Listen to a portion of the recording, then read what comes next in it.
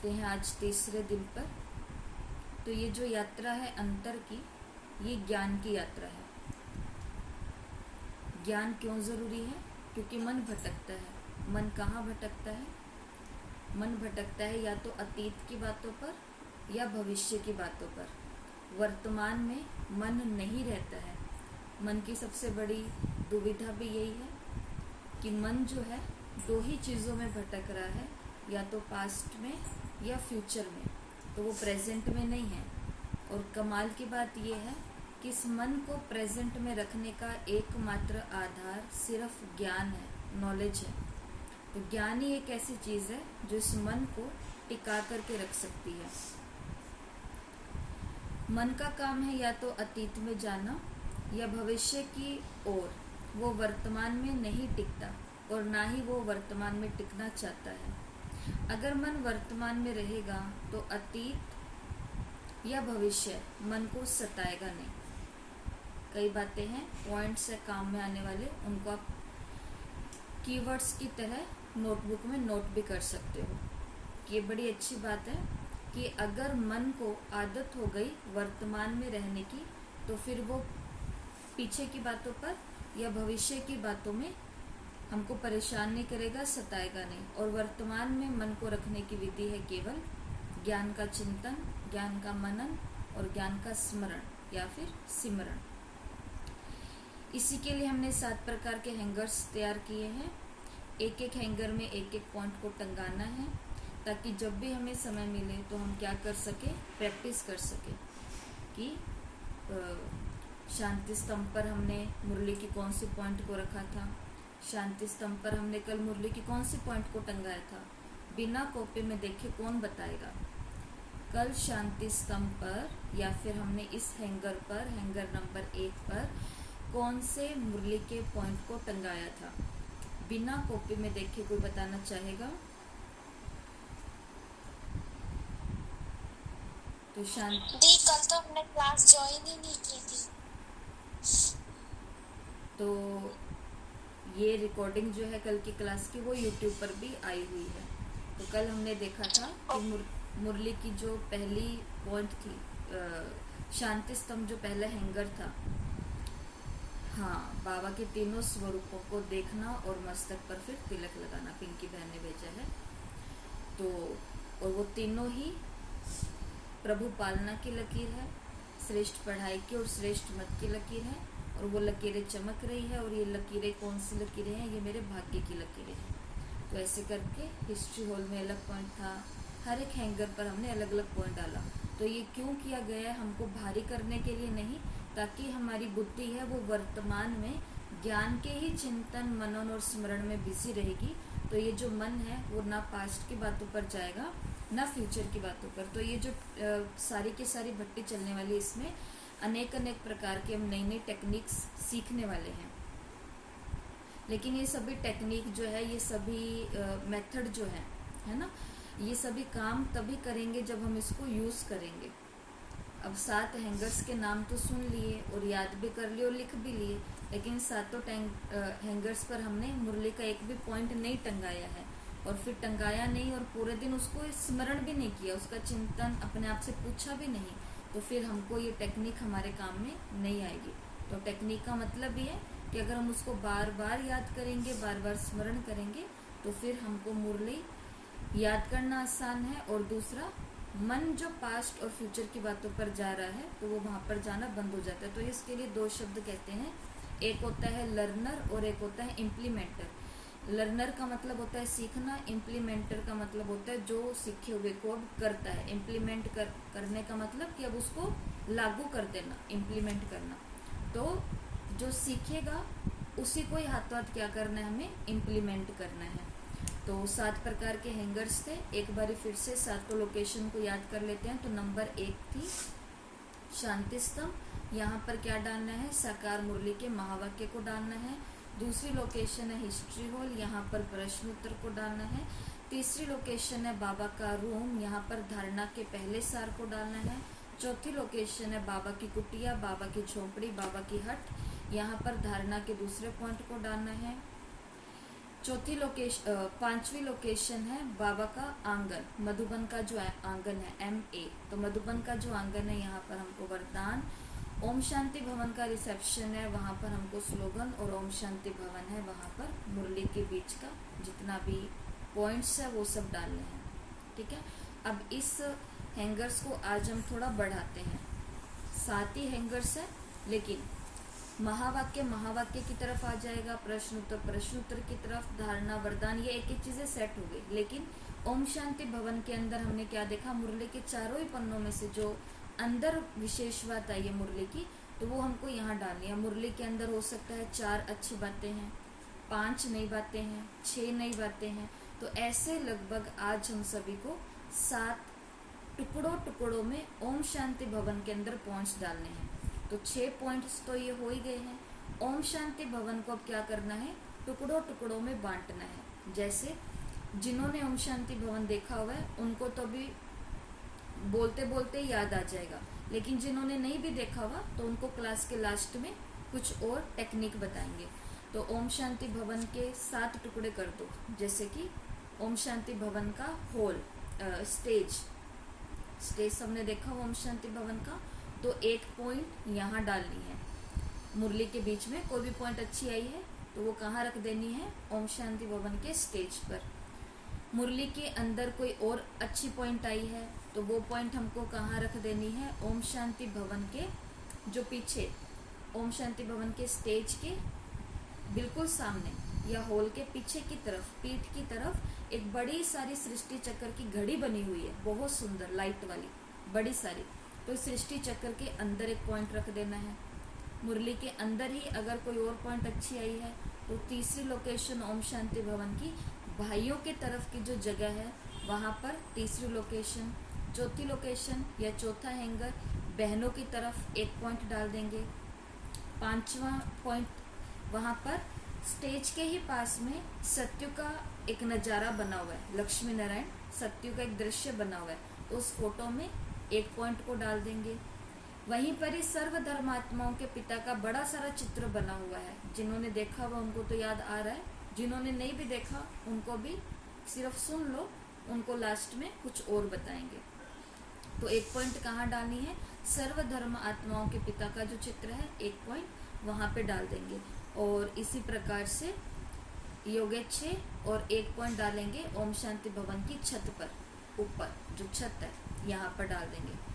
तो 6 लोकेशन ये, शांति स्तंभ, हिस्ट्री हॉल, बाबा का कमरा, बाबा की झोंपड़ी, मधुबन का आंगन, ओम शांति भवन की रिसेप्शन। और अब जैसे ही ओम शांति भवन में जाएंगे तो वहाँ पर हमको क्या करनी है, बीच के मुरली के पॉइंट्स डालने हैं।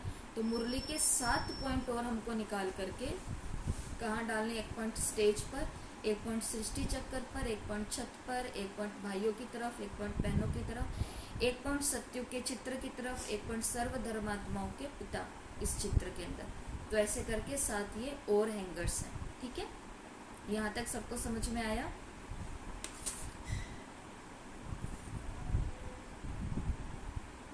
ओके, ठीक है। तो अब करते हैं हम आज की जो 4 बातें हैं। ये वही 4 बातें हैं जो लास्ट 21 दिन तक हमारे साथ चलनी है।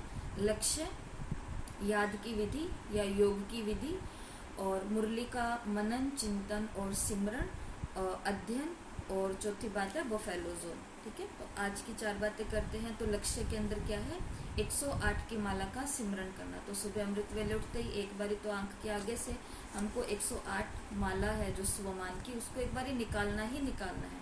ये तो हमको 21 दिन तक करना ही है। ठीक है, दूसरी बात, कल हमने 108 की माला में 5 स्वमान याद किए थे। बिना देखे कोई है जो 5 स्वमान बताएगा?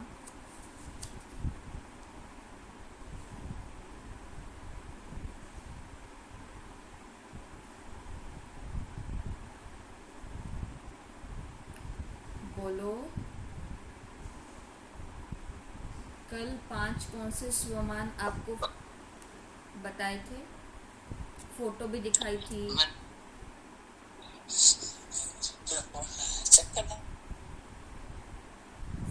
भूल गए 5 स्वमान, याद नहीं किए ना?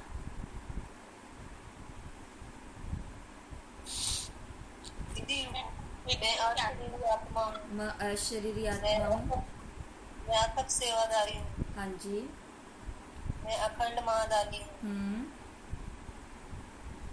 एक मैं अंतर्मुखी हूँ। अकाल आत्मा हूँ। मैं अंतर्मुखी आत्मा हूँ। अंतर्मुखी आत्मा हूँ। और अथक सेवाधारी हूँ।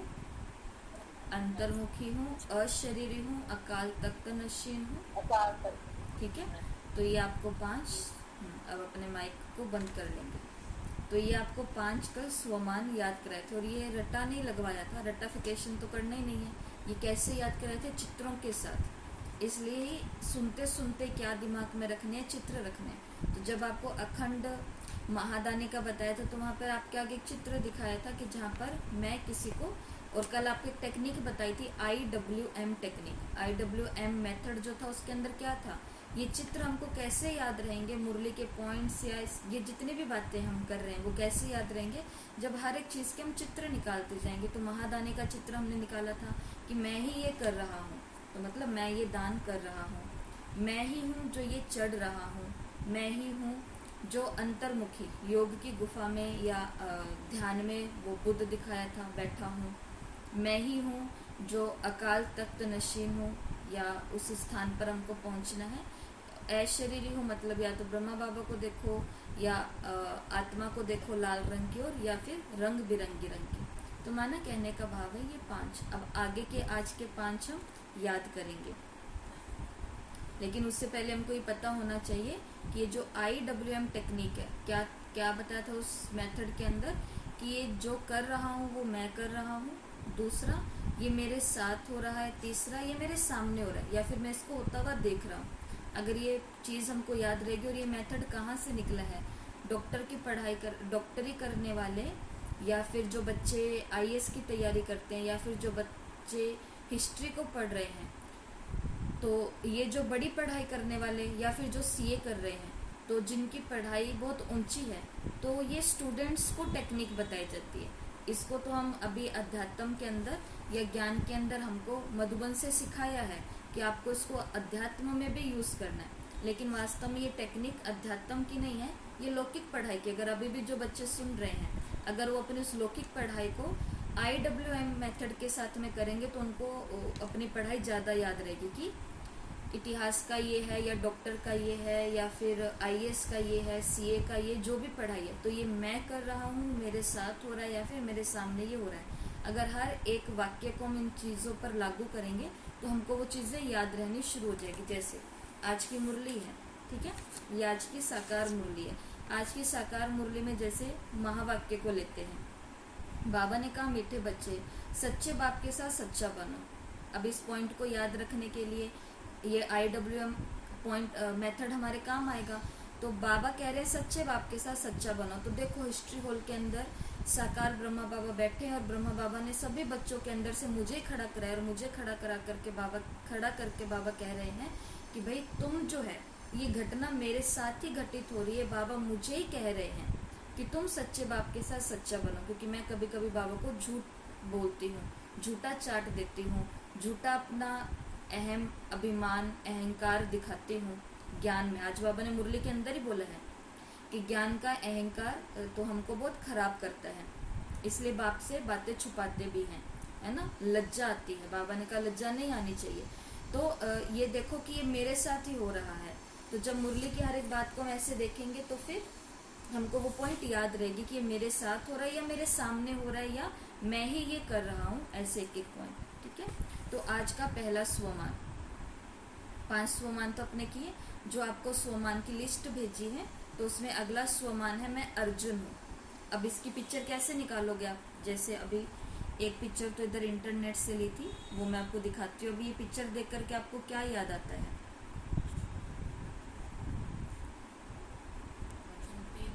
मैं अर्जुन हूँ। अब ये देखो, इसके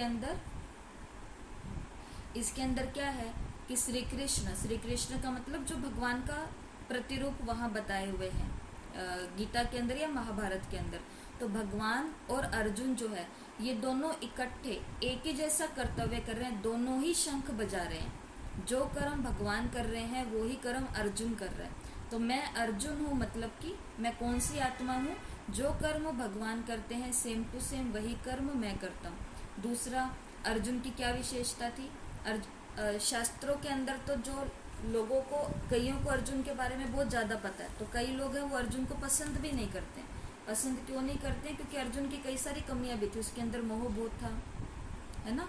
उसके अंदर जो उसने शिव की भक्ति की थी और शिव की भक्ति करके जो उसने बहुत सारे दिव्य अस्त्र प्राप्त किए थे, तो उसको भी बीच में उसका अभिमान आ गया था, शक्तिशाली था, एकाग्र था, तो इन सब चीज़ों का। लेकिन यही उसकी क्या है, विशेषताएं भी हैं। तो मैं अर्जुन हूँ। अर्जुन हूँ का मतलब, अर्जुन का मतलब कि मेरे अंदर एकाग्रता। अर्जुन को क्या याद रहा? अर्जुन को सिर्फ आंख याद रही, है ना। चिड़िया, और चिड़िया की क्या दिखाई दी? वो टहनी नहीं दिखाई दी, वो पेड़ नहीं दिखाई दिया, वो डाली, वो पूरी चिड़िया, कुछ नहीं। उसको सिर्फ और सिर्फ ये पुतली ही दिखाई दी। तो मतलब मैं अर्जुन हूँ कि मतलब पूरे दिन के अंदर मेरे सामने कुछ भी हो रहा है, लेकिन मेरा ध्यान कहाँ है? मेरे लक्ष्य के ऊपर है। कोई मुझे कितना भी भड़का रहा है, कोई मुझे कितना भी व्यर्थ में लेके जा रहा है, कोई मेरे लिए कितने भी प्रपंच, षड्यंत्र, कुछ भी कर रहा है, कुछ भी कर रहा है, वो सब कर रहा है क्योंकि वो उनका काम है ना। वो उनका काम है जो कुछ कर रहे हैं। लेकिन मेरा ध्यान फिर भी कहाँ पर है? मेरा ध्यान आँख पर है, मतलब लक्ष्य पर है। तो मैं अर्जुन हूँ। तो ये चित्र आपको याद रहेगा। दूसरा, अर्जुन की क्या विशेषता थी? कि अर्जुन के अंदर मोह था, लेकिन गीता का ज्ञान जैसे उसने भगवान से सुना तो उसका मोह नष्ट हुआ। तो नष्टो मोह स्मृति लब्धा। तो मैं ही अर्जुन हूँ। ज्ञान में आने से पहले मेरे अंदर ये था, लेकिन अभी मैं अर्जुन हूँ, मेरे अंदर ये चीज़ें आज नहीं है। वो तो हम सभी को अपनी अपनी कमियाँ और सब पता है।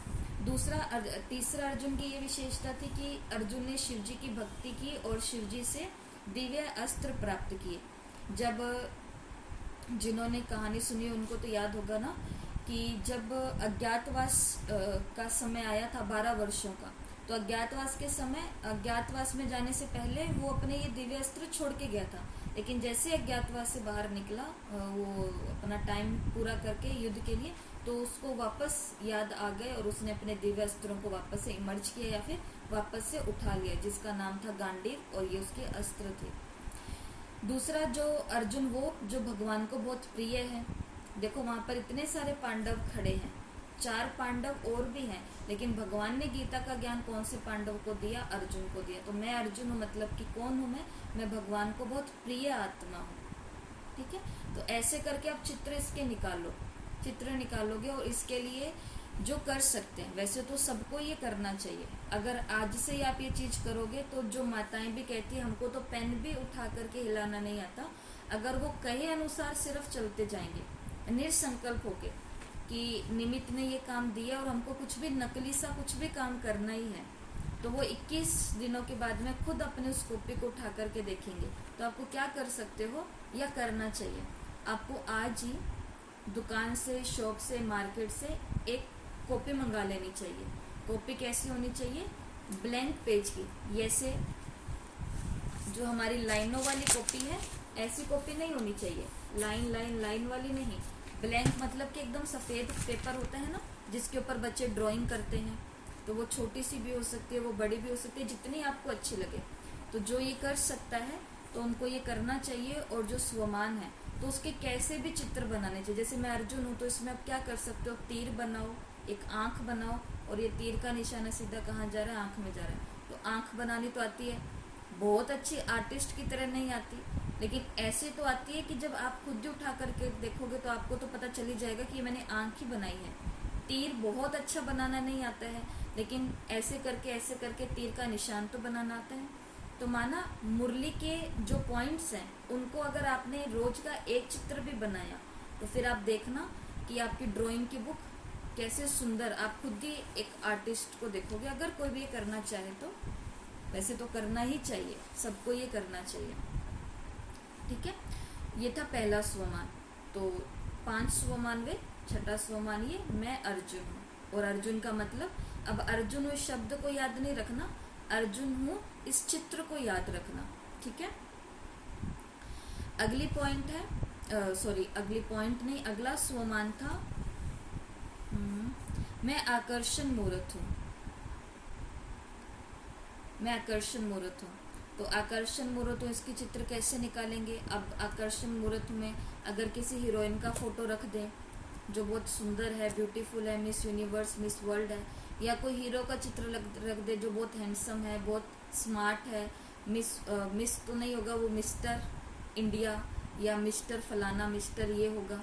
तो अगर इनको रखेंगे तो ये आकर्षित तो करते हैं, लेकिन ये वाला आकर्षण मूर्त नहीं। इसकी जगह किसको रखना है? किसी देवी को, किसी देवता को। कौन सा आकर्षण मूर्त? उनके अंदर रूहानी आकर्षण है, उनके अंदर प्योरिटी का आकर्षण है। तो ऐसे आप चित्र निकाल लिया सबने। आकर्षण मूर्त, जैसे कृष्ण का चित्र देखो, आकर्षित कर रहा है।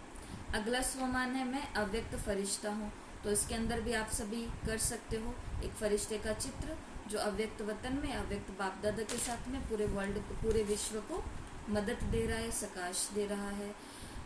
अगला स्वमान मैं अवतरित आत्मा हूँ। अवतरित आत्मा का मतलब क्या होता है? अवतरित, ऊपर से नीचे आई हूँ अनेकों को तारने के लिए, या ऊपर से नीचे आई हूँ कुछ करने के लिए। तो अगर हम अपने आप से पूछें, अभी पूछें कि मैं आई किस लिए हूँ, बताओ। माइक खोल के बताओ कि मैं किस लिए अवतरित हुई हूँ। कोई कारण से तो आई होंगे।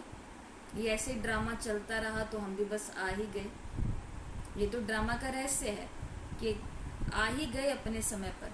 लेकिन अब संगम युग की हमको नॉलेज मिली है कि मैं अवतार हूँ और मैं किस लिए हूँ इस धरती पर, मेरे होने का उद्देश्य क्या है, मेरे होने का लक्ष्य क्या है, किस कारण से मैं हूँ इन लोगों के बीच में, इस शहर के अंदर क्यों हूँ, इस शहर की इसी कॉलोनी के अंदर क्यों हूँ, इसी कॉलोनी के इन्हीं 40, 50, 100 लोगों के बीच में इनका केंद्र बिंदु बना हुआ क्यों हूँ, इसी परिवार में क्यों हूँ, इन्हीं 2-3 बच्चों की माँ क्यों हूँ, इन्हीं 4-5 की दादी, नानी, बुआ, चाची क्यों हूँ। तो क्यों हूँ? तो कैसे हैं हम अवतार? कौन बताएगा? किस लिए आया हूँ मैं? किस लिए आई हूँ मैं? बाबा का ज्ञान सुनने के लिए दीदी। ठीक है, बाबा का ज्ञान सुनने के लिए आए हैं। सुनेंगे, देंगे भी। और बताओ बाकी किस लिए आया हूँ? एक तो खुद को जानने के लिए दीदी, और एक बाबा को जानने के लिए। और बताएं किस लिए आए हैं? विशेष आत्माएं, विशेष कर्तव्य करने के लिए आए हैं, विशेष आत्माएं हैं। तो हम सभी को पता है हम क्यों आए हैं। जिन लोगों के बीच में आए हैं उन लोगों का कुछ तो भगवान से रिश्ता नाता है, देवकुल से कुछ तो है, तभी हम हैं इनके बीच में। और इनको भी वहाँ पर कुछ दिव्यता सिखाने के लिए या परमात्मा की तरफ इंगित करने के लिए कुछ ना कुछ कारण से तो हम आए ही हैं, वो हम सभी को पता है। तो मैं अवतार हूँ या मैं अवतरित आत्मा हूँ। और 5वां आज का स्वमान मैं अष्टभुजाधारी इष्ट देवी हूँ या इष्ट हूँ। ये अगर आप स्वमान की लिस्ट में देखेंगे तो मेरे ख्याल से यही 5वां है, मैं अष्टभुजाधारी इष्ट हूँ। तो इसके अंदर किसको याद करेंगे? इसके अंदर कौन सी पिक्चर अपने सामने लेके आएंगे? तो ये आपको दिखाई दे रहा है, अष्टभुजाधारी हूँ, मतलब कि मैं वो इष्ट हूँ जो 8 हाथों से सजी हुई हूँ। वैसे इस फोटो के अंदर तो 10 हाथ है देवी के, लेकिन अष्टभुजाधारी मतलब कि मेरे पास इतने हाथ है कि मैं अकेले ही सारे काम कर सकती हूँ। पहला गुण ये। दूसरा, आप इस चित्र में देख सकते हैं कि अष्टभुजाधारी इष्ट हूँ का मतलब कि कैसे मैं राक्षस का या फिर अपने अंदर की जो बुराई है उसका विनाश करने वाली हूँ। तो अब बताओ, हमको इतने सारे हाथ हैं तो इतने सारे हाथों से हम कितना कुछ कर सकते हैं। तो पहला है हाथ, तो मतलब हम एक साथ में ऑलराउंडर पार्ट बजा सकते हैं। दूसरा, राक्षस का नाश करिए। तीसरा, इस फोटो में आपको तीसरी क्या चीज़ दिखाई दे रही है कि जो अष्टभुजाधारी दुर्गा है या अष्टभुजाधारी जो इष्ट देवी है, इसकी सबसे अच्छी बात है कि इसकी शादी किसके साथ हुई है। वैसे तो दुर्गा को कन्या रूप में पूजते हैं, लेकिन फिर भी इसको माँ कहते हैं और इसका सुहाग किसको बताते हैं? स्वयं शिव को कहते हैं। स्वयं शिव। तो शादी किसके साथ हुई है? तो जब हमने ये भट्टी की थी उस समय तो ऐसा बोला था कि देखो, आप खुद के स्वमान को याद करो कि मैं कौन हूँ। पहली बात तो मेरे पास इतने सारे हाथ हैं, तो मेरे को और किसी को काम में लगाने की ज़रूरत नहीं है या और किसी से कुछ करने की ज़रूरत नहीं है। मैं अकेला भी बहुत कुछ कर सकता हूँ। दूसरा, अपने अंदर की जो बुराइयाँ या किसी भी आत्मा की जो अवगुण जो है नहीं है अच्छे किसी के लिए भी, तो उनका भी नाश करने वाले हैं। और तीसरा, मेरा सगाई जो है, मेरी शादी जो है वो किसके साथ हुई है, तो अब कोई गर्लफ्रेंड नहीं है, अब कोई बॉयफ्रेंड नहीं है, अब कोई यार, कोई दोस्त, कोई ये और कोई वो नहीं है। तो अगर ये याद रहेगा तो हमको ये हम अपना स्वमान याद रहे कि मैं अष्टभुजाधारी इष्ट हूँ। तो ये 5 अब फटाफट से बिना देखे रिपीट करो। पहले मेरे साथ साथ, अभी सब तो एक साथ में माइक नहीं खोलेंगे क्योंकि सब खिचड़ी हो जाएगा यहाँ पर। इसके लिए पहले तो जहाँ पर बैठे हो मेरे साथ साथ बोलो इन 5 को। मैं अर्जुन हूँ, पहला। दूसरा, मैं अवतरित आत्मा हूँ, चित्र बनाते जाओ। मैं अर्जुन हूँ, मैं अवतरित आत्मा मतलब अवतार हूँ। जैसे इसमें आप गौतम बुद्ध को, महावीर स्वामी को, चिन्मयानंद स्वामी को और मतलब शंकराचार्य को, ये जितने भी आते जा रहे हैं सब लोग बोलते हैं कि ये भी कृष्ण का अवतार है, गुरु नानक देव भी उनका अवतार है, वो भी उनका अवतार है। तो इसकी तरफ देखो कि मैं भी कौन हूँ, अवतार हूँ। और तीसरा, मैं अव्यक्त फरिश्ता हूँ। ठीक है, मैं अव्यक्त फरिश्ता हूँ। चौथा था, मैं आकर्षण मूर्त हूँ। कौन सा आकर्षण है मेरे अंदर? रूहानी आकर्षण है, प्योरिटी का आकर्षण है। और 5वां, मैं अष्टभुजाधारी इष्ट हूँ। अभी बिना देखे हुए कोई भी एक अपने इसको माइक को ऑन करके जल्दी से 5 स्वमान बोल दो। जो ओपन करना चाहता है वो करो फटाफट। मैं आकर्षण मूर्त हूँ।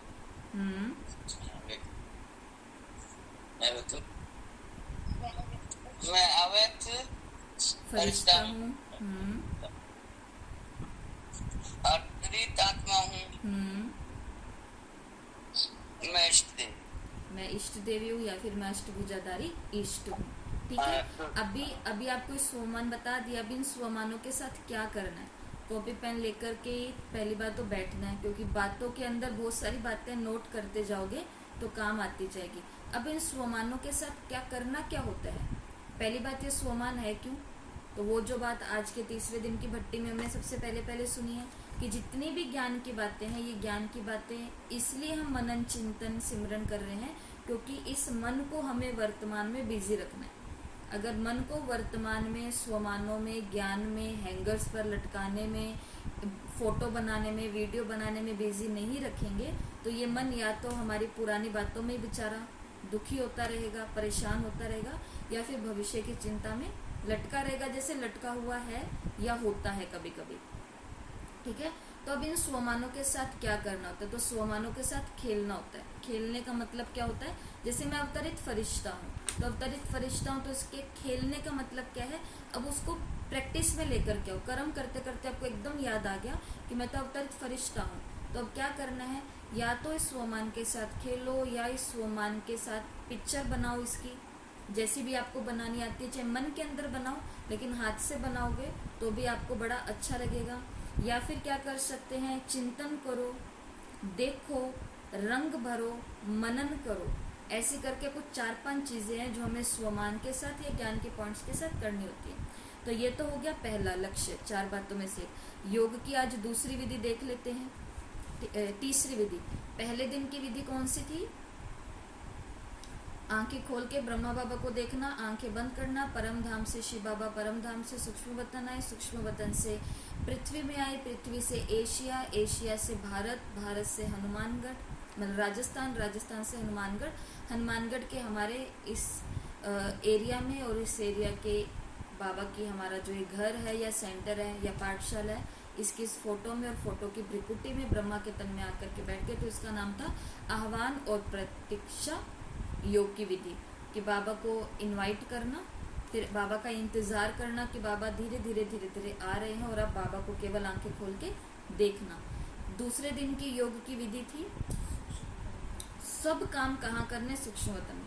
जैसे आज सुबह भी क्लास में आपको प्रैक्टिस करवाया था कि पूरी की पूरी क्लास, ये वाला योग तो हम सब करते हैं कि सारी क्लास ही कहाँ चली गई, वतन में चली गई। लेकिन आज हमने क्या किया, पूरे के पूरे पाठशाला को उठा करके कहाँ ले गए, अव्यक्त वतन में ले गए। पाठशाला सही थी, चप्पल जूते भी अव्यक्त वतन में पहुंच गए। हमारा पानी का जो है वो भी सिस्टम ऊपर पहुंच गया, कुर्सियां भी ऊपर पहुंच गई, माइक भी ऊपर पहुंच गए, सब कुछ ऊपर पहुंच गया। ठीक है, सब कुछ ऊपर। हमारा आगे का छोटा सा बगीचा है वो भी ऊपर पहुंच गया। ऐसे ही ये दूसरी विधि थी कि रसोई में काम करें तो रसोई ही ऊपर पहुंच जाए। घर वालों की याद आ रही है और योग में बैठे हैं तो घर वालों सहित ही कहाँ पहुंच जाओ, ऊपर पहुंच जाओ। उनको सोचोगे कि इनको याद नहीं करना, बाबा को याद करना, तो उनकी याद ज्यादा आएगी। ठीक है, इसके लिए सब ये थी दूसरी विधि। और आपको 21 दिनों में 21 विधियां बताएंगे, लेकिन ये बात आपको पहले दिन ही कह दी थी कि विधि आपको जब तक आनंद आ रहा है आप उस विधि का यूज करो, नहीं तो आपको विधियां विधियां विधियां मिलती जाएंगी, आप विधि को चेंज करते जाओ। लेकिन अगर अपने पास में हर दिन के नोट्स बना के रखोगे तो आपको पता होगा कि योग की ये भी विधि है, कभी मन भटके तो योग की ये भी विधि है, आप हर एक को यूज कर सकते हो। और आज की तीसरी विधि है योग की। योग की तीसरी विधि है जिसका नाम है, अच्छा नाम है, गौरी शंकर मेडिटेशन। 3-4 नाम है, गौरी शंकर मेडिटेशन, या फिर माउंट आबू मेडिटेशन, या फिर माउंट एवरेस्ट मेडिटेशन, या फिर थर्ड आई मेडिटेशन, तीसरा नेत्र मेडिटेशन। अब इसके पीछे क्या है, ये तिब्बत की एक वाक्य है, तिब्बत की एक कहानी ऐसी आती है कि तिब्बत के जो लोग होते हैं वहाँ पर, जैसे हमारे इंडिया के अंदर राम राम बोलना या राम राम की माला फेरना बड़ी साधारण बात है, हर कोई बोलेगा राम राम। या कई सारे लोग हैं वो ओम शांति की माला फेरते हैं, ओम नमः शिवाय, ये कई सारी चीज़ें कॉमन मंत्र होते हैं। ऐसे ये वाक्य तिब्बत का है। तो तिब्बत में एक व्यक्ति एक योगी को बैठा हुआ देखता है और उस व्यक्ति को लगता है कि ये जो योगी है, ये जो बुद्ध है, इसके पास मैं पहुंचूंगा, इसके पास बहुत सारा माल है, बहुत इसके पास खजाना है, तो ये मुझे कुछ ना कुछ तो ऐसा मंत्र दे देगा जिससे मेरा ये जो जीवन है बड़ा आनंदमय हो जाए। वो उसके पास जाता है और उसको जाकर के बोलता है कि भाई ऐसे ऐसे करके मुझे तो मंत्र दो।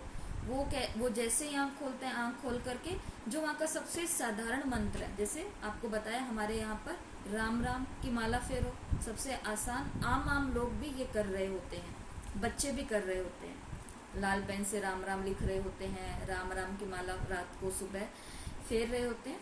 तो ऐसे ही उस योगी ने या उस बुद्ध ने उस व्यक्ति को, जो वहाँ का सबसे कॉमन मंत्र है ओम मणि पद्मे, ओम मणि पद्मे, तो ये मंत्र उसको दे दिया। वो व्यक्ति कहता है ये क्या, ये तो मैं बचपन से करता आ रहा हूँ, मुझे ऐसा कोई ताकतवर मंत्र दो, शक्तिशाली मंत्र दो, बस जिससे मेरा ध्यान ही एकदम एकाग्र हो जाए। वो कहता है कि देखो मंत्र तो यही है, लेकिन बस तुमको एक काम करना है कि जब भी तुम ध्यान में बैठोगे, ध्यान में बैठते समय बस तुम्हें बंदर का चित्र अपने सामने नहीं लेकर के आना। मंत्र ये वाला करना है, लेकिन आप तुमको कमाल की टेक्निक बता रहा हूँ कि जैसे ध्यान में बैठोगे तो बंदर का चेहरा अपने सामने नहीं लेकर के आना। वो कहते हैं इसमें क्या बड़ी बात है, अगर मैं ऐसा करूंगा तो मेरा ओम मणि पद्मे में ध्यान लग जाएगा। वो कहते बिल्कुल लग जाएगा। अब वो आश्रम से बाहर निकलता है, आश्रम की अभी तो सीढ़ियां ही उतरने लगता है, इतने में उसके मन में बंदर आने लग जाता है। सीढ़ियां उतरते उतरते घर तक जाता है तो घर के दरवाजे पर उसको बंदर ही बंदर, रियल में नहीं है लेकिन उसको दिमाग में कौन दिख रहे हैं, बंदर ही बंदर दिख रहे हैं। खाना खाता है तो बंदर, सो रहा है तो सपने में बंदर, नहा रहा है तो बाथरूम की खिड़की पर बंदर। वो एक दिन में ही घूम जाता है, उसका माथा, दिमाग घूम जाता है। वो फिर उसके पास आता है और आकर के कहता है ये क्या हो गया मेरे साथ में, कि बंदर के साथ में तो मैं कभी रहा भी नहीं, बंदर के साथ में तो मेरा कभी आमना सामना भी नहीं हुआ, लेकिन जब से आपने कहा बंदर को नहीं देखना तब से मुझे हर जगह बंदर ही बंदर दिखाई दे रहे, यहाँ तक कि नींद में भी बंदर दिखाई दे रहे। तो ये है योग की तीसरी विधि, जिसको बोलते हैं थर्ड आई मेडिटेशन। मतलब है इसका कि ये हमारे मन का स्वभाव है, मन को कहोगे ये नहीं करना तो मन वो ही करेगा। मन को कहोगे ये बात याद नहीं करनी योग में, मन वो ही करेगा। तो आज क्या करेंगे, हम एक नई अनुभूति करेंगे, एक सुंदर अनुभूति करेंगे। अभी हम ध्यान में बैठेंगे, आपको 24 मिनट 1 सेकंड की, लगभग 24 मिनट की आज एक YouTube का लिंक भेजेंगे। ठीक है, वो लिंक में क्या है, वो लिंक में ये ओम मणि पद्मे, ये ट्यून चलेगी, ये तिब्बत का ही है। ठीक है, मेडिटेशन की ट्यून चलती जाएगी और इस ट्यून के अंदर आपको आज 24 मिनट तक क्या करना है, पूरे दिन में 24 मिनट कौन सा भी टाइम निकाल करके आपको एकांत में बैठना है, ये आज का होमवर्क है ही है। और उसमें आपको ये ट्यून चलाने नहीं, अपने फ़ोन के ऊपर ग्रुप में लिंक आ जाएगा, वो लिंक वहाँ से उठा करके आप चालू कर लेना जब भी आपको बैठे। और उसमें आपको क्या करना है, बस जैसे वो योगी ने कहा था कि बंदर को बिल्कुल नहीं देखना, तो इस ट्यून को चलाते समय आपको क्या करना है, एकाग्र होकर के बैठना है, ध्यान भ्रिकुटी के बीच में लगाना है, ध्यान सारा यहाँ लगाना है, लेकिन आत्मा को बिल्कुल नहीं देखना है, आत्मा के गुण के बारे में बिल्कुल नहीं सोचना है, आत्मा के शक्तियाँ कौन कौन सी है, 8 शक्तियाँ कौन कौन सी है, उसके बारे में भी कोई चिंता नहीं करना है। आत्मा के अंदर रंग बिरंगी किरणें बाहर निकल रही है, ये भी बिल्कुल नहीं सोचना है। और आत्मा परम धाम जा रही है, सूक्ष्म वतन जा रही है, बाबा से किरणें ले रही है, फैला रही है, तो बिल्कुल भी नहीं सोचना है। सिर्फ क्या करना है, ध्यान यहाँ एकाग्र करना है। पर मैं आत्मा हूँ या आत्मा से जुड़ी हुई कोई भी चीज़ है, बाबा है, शक्तियाँ हैं, किरणें हैं, वाइब्रेशन है, ये कुछ भी नहीं सोचना है। ठीक है, यह सबको करना है। अभी 1 मिनट के लिए सभी आंखें बंद करके बैठ जाओ, हाथ में जो भी चीज़ है उसको एक बार नीचे रख दो, कॉपी पेन को, आंखें बंद करके एकाग्र होकर के केवल भ्रिकुटी के बीच में अपने ध्यान को केंद्रित करो। लेकिन ये बिल्कुल नहीं सोचना है कि आप आत्मा हो। स्टार्ट करो। और ये तो बिल्कुल भी नहीं सोचना है कि आत्मा के क्या गुण और क्या शक्तियां हैं, आत्मा किसकी संतान है। केवल भ्रिकुटी में अपना ध्यान एकाग्र करो।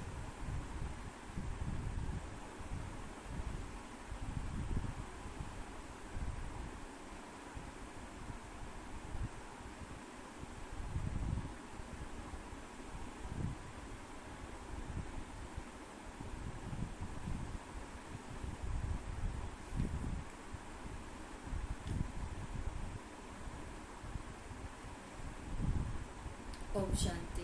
आंखें खोल लेंगे। ठीक है, अब जो आपको अनुभव हुआ वो आपको पता है कि मन का क्या काम है। तो आज की योग की ये तीसरी विधि है। आज 24 मिनट का जो आपके पास ट्यून आएगी, उस ट्यून को चलाते रहना और यही अभ्यास करना पूरे दिन में। ध्यान यहाँ पर है, लेकिन मैं आत्मा बिल्कुल नहीं हूँ। और फिर आपको पता चलेगा कि मन का कितना भयंकर संस्कार है। जो उसको मना किया जाता है वो वही करता है, तो क्यों ना हम उसको वही चीज़ मना करें जो हम चाहते हैं, तो वो बार बार वही दिखे। ये तीसरी विधि है। अब आ जाते हैं हमारी अगली बात पर।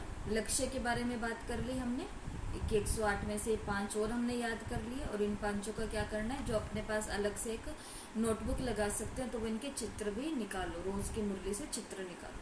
ठीक है, और फिर हमने योग की विधि को जान लिया। तो 3rd आई मेडिटेशन है, या फिर जो भी गौरी शंकर मेडिटेशन है, माउंट आबू या माउंट एवरेस्ट मेडिटेशन है। अब तीसरी बात है। तो तीसरी बात है मुरली का अध्ययन, मुरली का चिंतन और मुरली का सिमरन। तो एस का मतलब शांति स्तंभ। शांति स्तंभ पर क्या डालना है, हमको महावाक्य डालना है। तो आज की सुबह की साकार मुरली का महावाक्य, सभी पहुंच जाओ शांति स्तंभ पर और देखो इस महावाक्य को। सच्चे बाप के साथ सच्चे बनो, सच्चाई का चार्ट रखो, ज्ञान का अहंकार छोड़, याद में रहने का पूरा पुरुषार्थ करो। तो शांति स्तंभ पर हम जाते हैं। और अब जरूरी नहीं है कितना बड़ा महावाक्य 2 लाइन का तो पूरा का पूरा ही याद करना है, ऐसा नहीं होता है। महावाक्य के अंदर जो कीवर्ड्स है, कीवर्ड्स क्या, जैसे कीवर्ड इसके अंदर बार बार क्या आ रहा है, सच्चे बाप के साथ सच्चा बनो, सच्चाई का चार्ट रखो।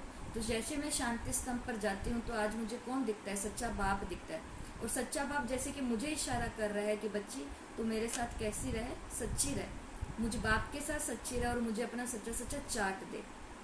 ठीक है, और ज्ञान का अहंकार छोड़कर योग का पूरा पुरुषार्थ करो।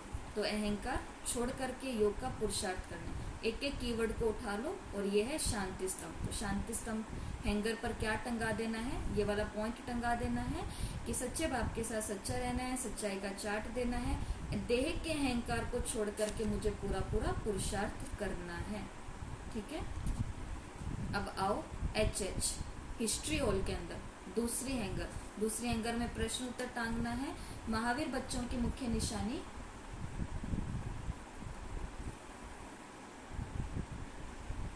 एक मिनट,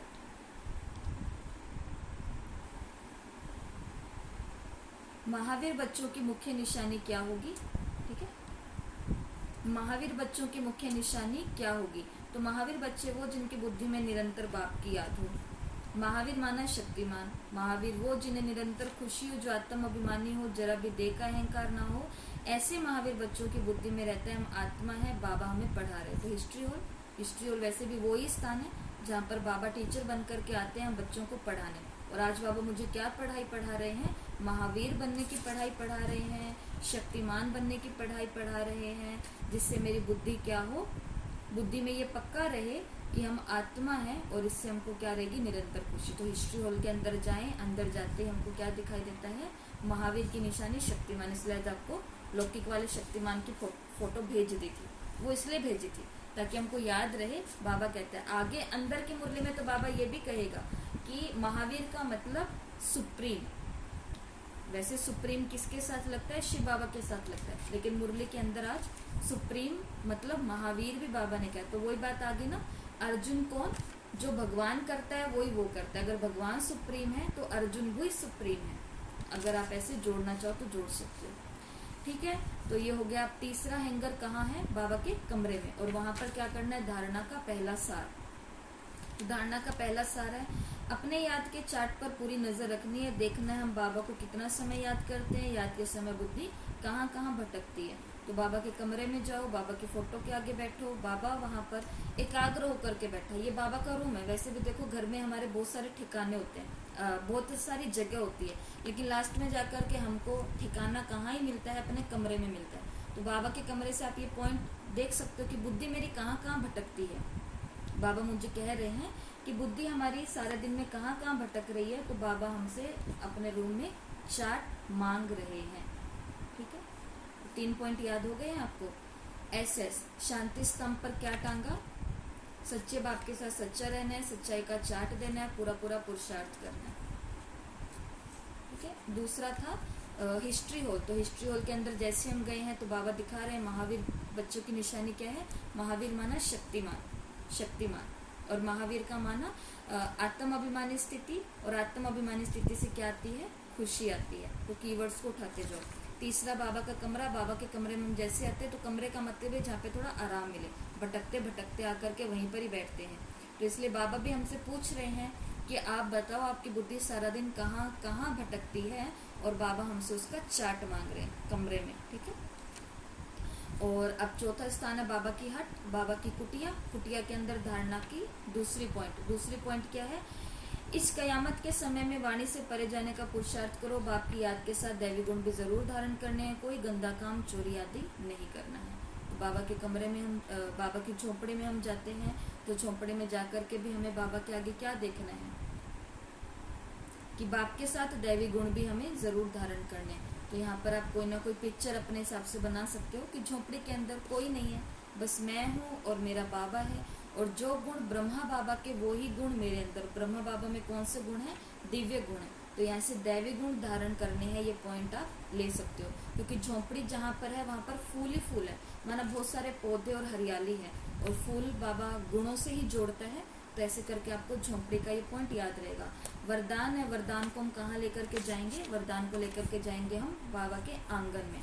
तो वरदान है व्यर्थ व डिस्टर्ब करने वाले बोल से मुक्त, डबल लाइट, अव्यक्त फरिश्ता बनो। तो बस देखो आंगन में ऊपर से मैं अव्यक्त फरिश्ता बन करके नीचे उतर रहा हूँ, और मैं फरिश्ता व्यर्थ और डिस्टर्ब करने वाले बोलों से मुक्त हूँ। मैं डबल लाइट फरिश्ता ऊपर से नीचे मधुबन के आंगन में उतर रहा हूँ, और मैं व्यर्थ बोल और डिस्टर्ब करने वाले बोलों से मुक्त हूँ। कोई मेरे साथ व्यर्थ बोल, डिस्टर्ब करने वाले बोल रहा है, वो उनके कर्म है, लेकिन मेरे को व्यर्थ और डिस्टर्ब करने वाले बोलों से मुक्त रहना है। स्लोगन है, जो स्वयं को परमात्मा प्यार के पीछे कुर्बान करते हैं सफलता के गले की माला बन जाती है, माना। या फिर इसके अंदर वरदान के अंदर जो हमने सुबह प्रैक्टिस की थी कि मेरे गले में एक बहुत बड़ा सारा, गले में बाबा ने कहा ना ये डाल लो, गले में डाल लो, जिसके ऊपर क्या लिखा हुआ हो? कम बोलो, धीरे बोलो, मीठा बोलो, सोच समझ के बोलो। तो ये भी आप याद कर सकते हो। और स्लोगन को हमें डालना है ओम शांति भवन के रिसेप्शन में, और वहाँ पर क्या है? परमात्मा प्यार के पीछे कुर्बान, और जो कुर्बान हो जाएगा सफलता उसके गले की माला है। तो ये आप चित्रों से याद कर सकते हो। अब उस बात पर आ जाते हैं जो आपको बताई थी कि जिन्होंने ओम शांति भवन नहीं देखा, वह ये तो हो गई मुरली की मेन जो ये पॉइंट है जिनको हमको हैंगर पर टंगाना है। लेकिन मुरली बीच में इतनी बड़ी सारी है, 4 पन्नों की मुरली है। अब 4 पन्नों की मुरली के अंदर कम से कम 5-7 पॉइंट तो आते होंगे ना, जो हमारे काम के हैं, जो रिपीट नहीं हो रहे हैं, जो नए नए हैं, अलग अलग हैं, और जो हमें याद भी रखने हैं। तो उसके लिए क्या करेंगे, उसके लिए जिनको ओम शांति भवन याद है वो तो ओम शांति भवन के ये जो 7 जगह बताइए वहां पर एक एक पॉइंट को टंगा देना। जिनको नहीं याद वो अपने हैंगर्स खुद बनाना। जैसे कि एक हैंगर मेरा क्लासरूम हो गया, एक हैंगर मेरा खुद का रूम हो गया, एक हैंगर मेरी घर की रसोई हो गई, या पास में कोई पार्क है, या पास में कोई शॉप है।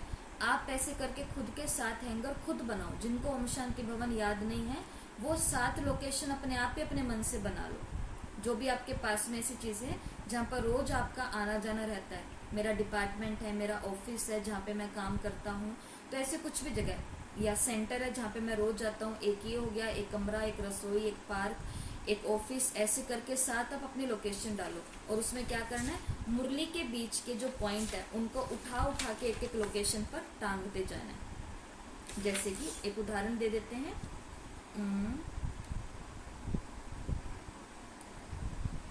जैसे कि बाबा ने आज कहा जितनी तुम सर्विस करेंगे उतना तुमको फल मिलेगा। अब ये पॉइंट है, ये पॉइंट है तो काम की, याद रहेगी तभी तो कुछ करेंगे। तो जितने हम सर्विस करेंगे उतना बाबा ने कहा तुमको फल मिलेगा। फिर मुरली के बीच में बाबा ने ये भी कहा कि तुमको मेहनत करनी है, मेहनत का ही फल मिलता है। अब इस पॉइंट को टांग दो अपने सेंटर पर, या फिर टांग दो अपने घर के बाबा के कमरे पर, या फिर टांग दो अपने बगीचे में, आपके घर का आसपास कोई पार्क है, और याद करो कि सही है, सेवा करूंगी तभी तो मुझे फल मिलेगा, सेवा नहीं करूंगी तो मुझे क्या मिलेगा। तो ऐसे करके आपको मुरली के कम से कम